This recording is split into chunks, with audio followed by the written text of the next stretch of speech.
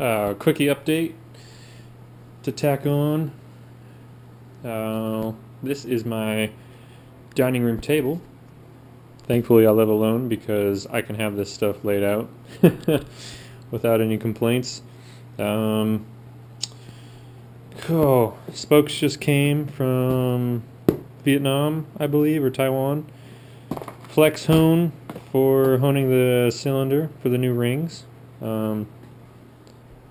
My box of parts moved somewhere. I don't know where. It's somewhere. Yeah. Let's see. Bearings. Let's see. Yeah, matching the bearings from the case to the crank based on their numbers. And here's these. I got 2 sets here and 1 other set here, since there's 3.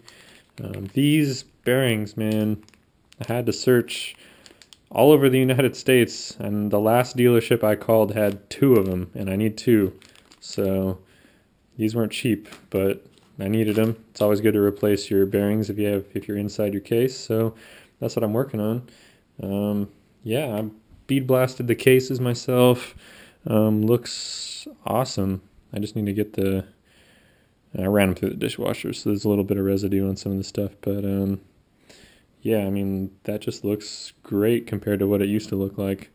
And the only reason I went with bead blasting is because vapor blasting was too expensive for me, and I had the bead I actually bought the bead blaster for this purpose, and it ended up being pretty cheap. But yeah, I wouldn't recommend doing it unless you're fully disassembling your engine. I just put this stuff in here recently. It was completely stripped out when I blasted it, and I had to clean it pretty thoroughly to get all the blast media out. And I used kerosene. That way it would pick up all the grease, because the grease is what the beads were sticking to, and it's pretty damn clean now. But if you're not taking your engine apart, I wouldn't recommend it. That stuff got everywhere, and I plugged all the holes as well,